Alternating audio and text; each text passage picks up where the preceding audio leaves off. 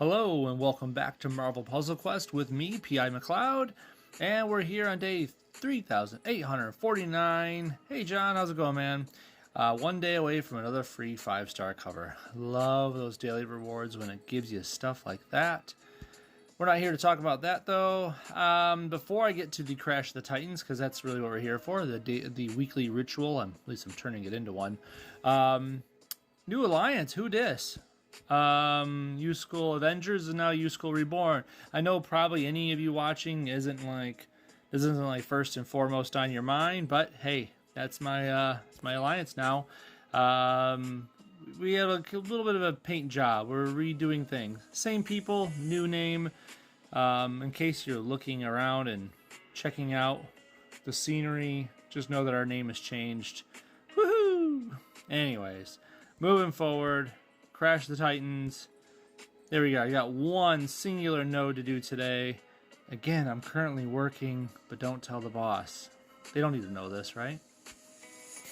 Crash the Titans today is against 3-star Human Torch. What an old 3-star he is. Oh, man. So, you know how back not too long ago, 5-star and 3-star characters would come out and they would mimic each other? Like Doctor Strange is almost the same character, 3-star and 5-star. Thanos is almost the same thing, back and forth. That was a thing that happened a lot throughout the characters in Puzzle Quest for 3s and 5s. Well, it didn't start there. It started at the 2s and 3s. Notice how 2-star Thor and 3-star Thor are almost the same. Same thing with Human Torch. And this is one of the earlier guys to do that. Human Torch 3-star is pretty much the same as 2-star. His red, that is like 8 red AP, and it's called Fireball. Yeah, Captain America, right, John? Human Torch's red costs 8. Throw out, you destroy 2 red tiles, just random red tiles. It could destroy enemy tiles, could not, you don't know. But you also gain the AP for those, so your next one technically only costs like 6. I mean, it still costs 8, but you got 2 free. You know what I'm saying? Do the math. Hey, Mark, how's it going, buddy? Good to see you here. Yay, Mark's back. Also, his Black Inferno, it's an okay cost. It's like 10 black, I want to say. But you make 8 pretty decent attack tiles. And you do lose a little bit of AP that he doesn't care about, namely yellow, blue, and purple, if I remember correctly. And finally, green is probably one of the best ones for him is Flame Jet, which is only costs 5. It's nice and cheap. You get a repeater, a 1-turn repeater out there, and every turn it counts down. You drain, you lose 1 AP, 1 green that is, but he does an amount of damage equal to, well, based on how much green AP he has left. That said, really quick little bit of trivia. Did you know Human Torch's green repeater used to not be a repeater? He had that ability before repeaters existed. It was a 1-turn countdown, and it was worded to say that it just count down to 0 and then just, remade itself. It was some sort of crazy wording, but it was the first of its type to do repeater type actions before repeaters were introduced to the game. So much so that if you notice on some of the challenges, there's an actual challenge that includes him and Coulson and Black Widow, if I remember correctly. 3-star Widow, if you're keeping notes at home. And it was like that because Human Torch's countdown, not repeater, would hit 0 often, and Coulson would get that bonus. And it was a little bit of a loophole, a little bit of a trick the developers were doing with that team, and other people would abuse it too if they knew better. But it didn't take long for them to make repeaters, and then they kind of refitted Human Torch's green to become a repeater that does what it does today. So if you ever go against that team, excuse me, jeez. That team, and you see Coulson, you see Torch, you see Black Widow, just know that wasn't made because there's any sort of symbiotic relationship between them right now. It's just what it used to be. It's kind of like a callback to the past and to those that remember. Anyways, ready to see who we get to fight Human Torch with? I missed some of your discussion there too. Creator Team Mark, hey there. Still lurking YouTube videos. Awesome. Good to see you guys. We get to go against him with Medusa. Ooh, with my fancy costume. I only just recently got this costume, too. Yay! Anyways, Medusa, the Inhuman Queen, is pretty baller. I mean, we all know Polaris is like the queen of MPQ. However, take a look at Medusa here. I'm just going to take off these boosts. Medusa was the strike, attack, protect queen before Polaris came around. If you had strike, attack, protect things to do on your team, you wanted Medusa to be there, part of it, before Polaris was even thought of. One of the reasons is the Resolute Queen. This passive, which was so amazing when it first came out, it's to the point where, like, I know some people were arguing it's kind of near broken, but at the same time, you know, if you just didn't fight her with strike, attack, passive, strike, attacks, and protects, then no one cared, right? Anyways, whenever a strike, attack, or protect is matched, if it's friendly, you give burst health to your allies. If it's an enemy, you get 3 AP in either purple, blue, or green. It's random. You can't choose, but hey, as long as your team uses purple, blue, or green, you don't care, do you? I mean, come on. Entanglement is also really good.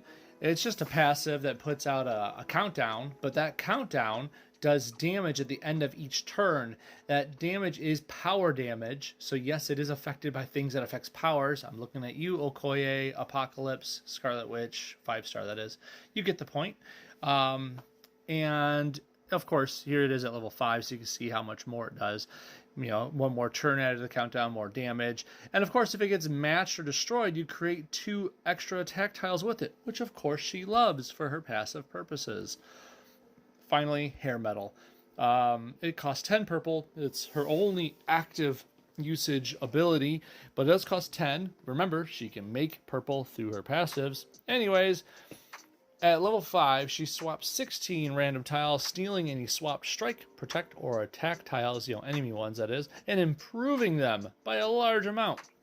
That said, if you go down levels with it, the strength goes down, and then at level 3, you don't steal the attack tiles.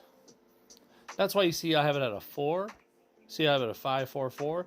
I'll take the little bit of hit to entanglement's damage. I'm not really basing my build off of entanglement, but I do like that extra tip of damage there.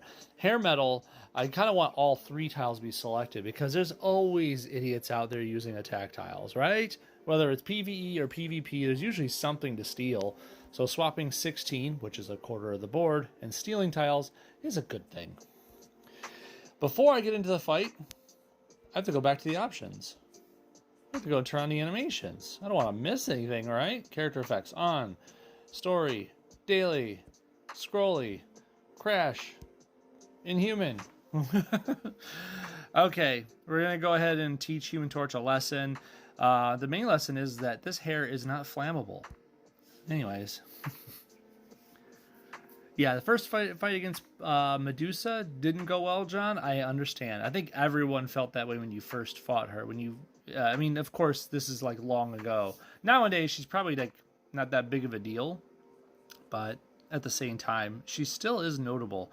Combining her and Polaris is, I don't want to say a no-brainer, but it's kind of one of those things that just makes sense. If you are to use Medusa in your everyday play, may I suggest teaming her with, you know, a good 4-star team is includes Carnage, 4-star Carnage for constant enemy and ally tiles out there. And then on top of that, put in 4-star Gamora. Carnage uses your green AP, Gamora uses the blue to stun, and then, of course, she uses the purple for Hair Metal. That way you have a usage for all 3 of your colors. And there's no wasted AP. And it's a pretty good team.